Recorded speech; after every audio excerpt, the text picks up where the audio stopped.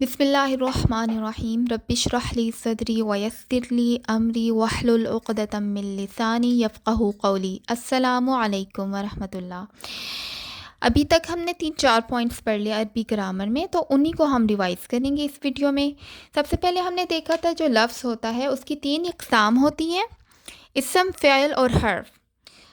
There are 3 type of word in Arabic grammar. Those are noun, verb and preposition. تو noun کے بارے میں ہم نے پڑھا تھا کسی بھی چیز کا نام ہو سکتا ہے ناؤن، کسی شخص کا نام، جگہ کا نام، ایون کہ کام کے نام کو بھی ہم ناؤن کہتے ہیں، جیسے کھانا، پینا، سونا، یہ کام کے نام ہیں۔ تو پھر ورب کیا ہوا؟ ورب بھی تو ہم کام ہی کہہ رہے ہوتے ہیں نا، لیکن اگر ہم کہتے ہیں کہ میں سوئی تھی، یا میں نے کھایا تھا، یا میں کھاؤں گی، مطلب وقت کو بھی بیچ میں شامل کر دیا ہے، وقت کے لحاظ سے ہم جب کام کا ذکر کرتے ہیں نا تو وہ فعل ہوتا ہے۔ تو لیکن کام کے نام کو ہم ناؤن کہتے ہیں۔ اچھا، عربی میں صفت کو بھی انگلش میں تو صفت کو یا ایڈجیکٹیوز کہا جاتا ہے، جیسے گورا، کالا، نیلا، چھوٹا، وٹ ایور جو ناؤن کی پراپرٹیز ہوتی ہیں۔ تو لیکن عربی میں ناؤن کی پراپرٹیز کو بھی ناؤن ہی کہا جاتا ہے، ایون ورب کی پراپرٹیز کو بھی، کام کی پراپرٹیز کو، کیسا کام کیا گیا، بڑا یا وہ بہت تیز بھاگتا ہے یا بہت اچھا کام کیا ہے، یہ جو کام کی جو نوعیت بتا رہے ہوتے ہیں نا ورڈ، ان کو بھی ہم اسم میں کاؤنٹ کرتے ہیں۔ جیسے اچھا، اور اس کے علاوہ ہم اس میں اور کیا کاؤنٹ کرتے ہیں؟ جیسے عربی میں ہم انگلش میں پروناؤنس ہوتے ہیں، ہی، شی، اٹ وغیرہ، ان کو بھی ہم عربی میں ناؤن کی کیٹیگری میں شامل کرتے ہیں۔ اسی طریقے سے یہ جو اشارے کے لفظ ہوتے ہیں، یہ اور وہ، جن کو اس میں اشارہ کہا جاتا ہے عربی میں، وہ بھی ناؤن میں آتے ہیں، اس میں ہی آتے ہیں۔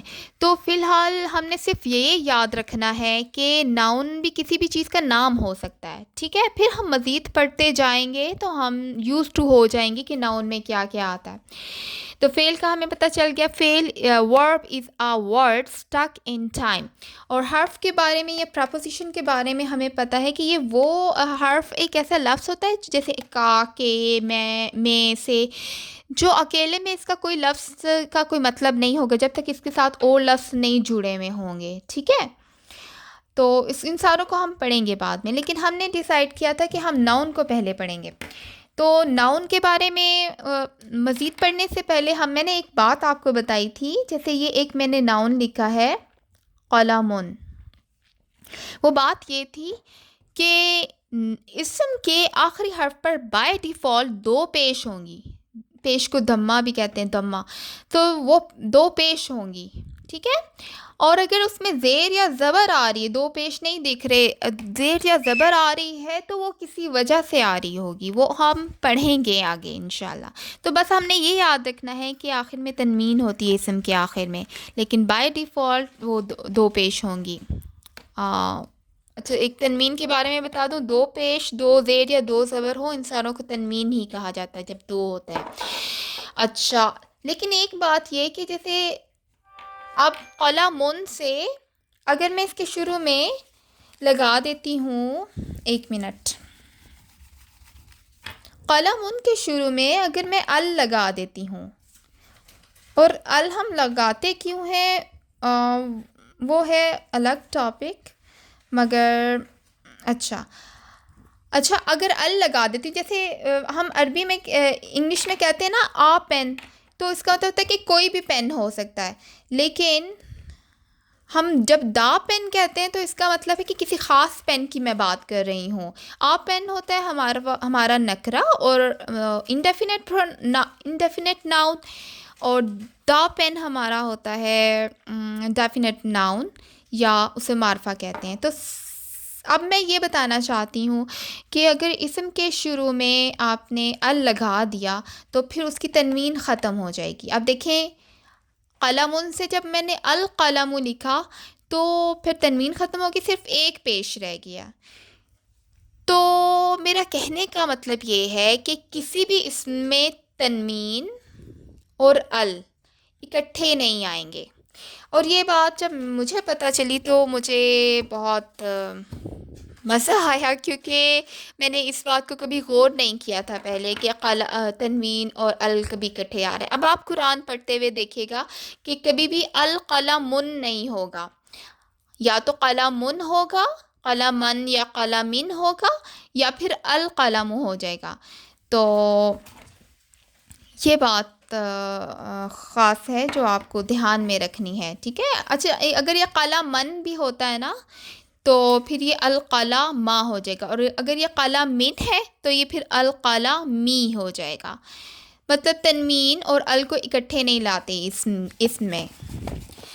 اور کسی بھی اسم کی پہچان فوراً دیکھنے سے بھی پتہ چل جاتی کہ اس کے آخر میں اگر تنوین ہے یا شروع میں ال ہے تو وہ اسم ہوگا، وہ لفظ ہمارا ورب نہیں ہو سکتا، حرف نہیں ہو سکتا، وہ اسم ہوگا۔ اچھا، ایک منٹ۔ اچھا، اسم کے بارے میں پھر اگلا پوائنٹ جو ہم نے پڑھا تھا کہ اسم کو اگر ہم نے جملے میں ٹھیک سے استعمال کرنا ہے تو اس کے لیے ہمیں 4 باتوں کا پتہ ہونا چاہیے: اس کے عدد کا، جو اور اس کی جنس کا، اس کے کیا کہتے ہیں وسعت کا، اور اس کے اعراب کا۔ اچھا، اور جن لوگوں کو اردو نہیں لکھنی یا پڑھنی آتی ان کے لیے کہ نمبر،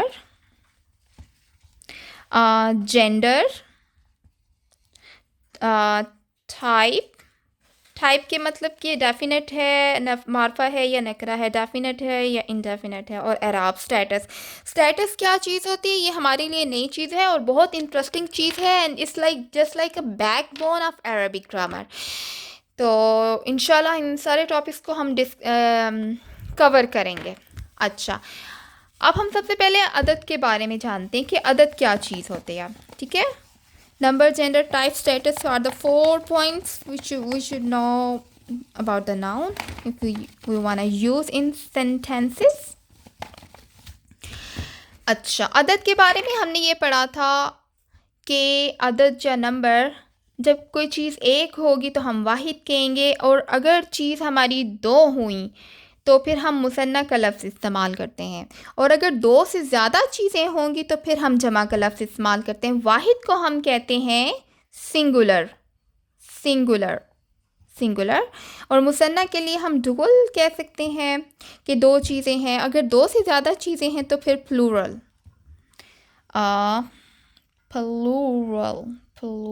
یا تو یہ چیز ہے، ٹھیک ہے۔ اب ہم نے پھر جو لاسٹ پوائنٹ ہم نے پڑھا تھا پارٹ نمبر 7 میں، وہ یہ تھا کہ ہم نے واحد اسم سے مثنیٰ کیسے بنانا ہے۔ اچھا جی، واحد اسم سے ہم مثنیٰ کیسے بنائیں گے، اس کے لیے سادہ ہم نے کیا کرنا ہے، اس اسم کے آخر میں ہم نے آنی کی آواز لگا دینی ہے تو وہ ہمارا مثنیٰ بن جائے گا۔ جیسے ہمارے پاس ایک اسم ہے قلمٌ، ٹھیک ہے۔ اس قلمٌ مطلب کہ ایک ہے، سنگولر ہے۔ اب اس سے ہم نے 2 قلم کے لیے کیا عربی ہوگی، قلمٌ۔ تو میں نے کیا کہا تھا کہ اس کے لیے کیا فارمولا ہے کہ آخر میں اپنے آنی لگا دینا ہے، تو قلمٌ سے کیا بنے گا، قلمانی۔ اس کے مطلب 2 قلم، 2 پینس، اوکے۔ اچھا، پھر ہم نے اور ایگزامپلس کرتے ہیں۔ اب ہم اس میں جتنے ایگزامپلس کریں گے، جتنے اپنے منہ سے بول کے پریکٹس کریں گے تو پھر ہمیں استعمال کرنا آسان ہوگا کہ کیسے مثنیٰ بنانا ہے، پھر ہماری پریکٹس ہوگی۔ جب اگر ہم صرف دیکھتے ہی رہیں گے تو پھر ہمیں یاد نہیں رہے گا۔ تو آپ لوگ بھی میرے ساتھ پریکٹس کیجئے۔ قلمٌ سے قلمانی، اسی طریقے سے مسلمٌ سے مسلمانی۔ اچھا، سورہ الرحمن کو اگر آپ کبھی کھول کے دیکھیں تو اس میں کافی مثنیٰ لفظ استعمال ہوئے ہیں، تو آپ اس کو کھول کے قرآن کو دیکھیں تو پھر آپ کو اچھا بھی لگے گا کہ آپ کو کچھ نہ کچھ ورڈز کی، کچھ نہ کچھ الفاظ کی واقفیت ہو رہی ہے۔ جیسے جنتن ہے سورہ الرحمن میں، جنتانی، جنتن ایک جنت، جنتن تو اس سے 2 جنتیں ہوں گی، جنتانی، ٹھیک ہے۔ کافرن سے کافرانی، کافی رانی. تو سمپل آپ نے آخر میں آنی کی آواز لگانی ہے تو پھر آپ کا مثنیٰ بن جائے گا. It's much more easier. تو یہ بہت آسان ہے. تو اب آپ کو اور چیزوں کی خود پریکٹس کریں. جیسے مؤمن ہے، مؤمن سے مؤمنانی. بیتن جس کو گھر کہتے ہیں، بیتن سے دو ہو جائیں گے تو ہم کیا کہیں گے؟ بیتانی. بیتن. اچھا میں یہ جزم کو اس طریقے سے لکھ رہی ہوں تاکہ یہ پیش کے ساتھ مکس نہیں ہو. بیتن سے بیتانی. بیتانی. ایک گھر سے دو گھر ہو گئے. بیتن سے بیتانی. کرسی جن سے کرسی جانی. کرسی اس کو کہتے ہیں، کرسی کوئی کہتے ہیں. اور جیسے کھڑکی کو نافذۃن کہتے ہیں تو نافذہ تانی. اسی طریقے سے بنتن بیٹی ہوتی ہے، بنتن بیٹی، تو اس سے بنتانی. بنتانی. ٹھیک ہے. تو پھر میں جلدی سے ایک دفعہ پھر ریوائز کر دیتی ہوں. قلم سے قلمانی، مسلم سے مسلمانی، مسلمتن سے مسلمتانی، جنتن سے جنتانی، مؤمن سے مؤمنانی، کافر سے کافرانی، مسلم سے مسلمانی، اور قلم سے قلمانی، اور کتاب سے کتابانی، اور ولدن جو بیٹے کو کہتے ہیں یا لڑکے کو کہتے ہیں اس سے ولدانی.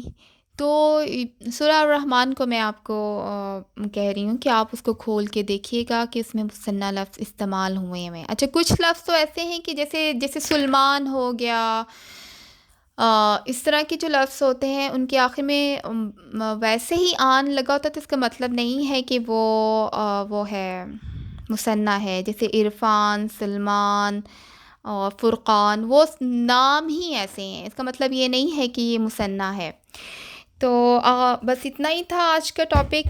تو آپ بھی میرے لیے دعا کیجیے گا کہ اللہ تعالیٰ میرا یہ عمل قبول کریں، اور اللہ تعالیٰ آپ لوگوں کے لیے بھی آسان کرے، اس کو سیکھنا، اس کو سمجھنا آسان کرے.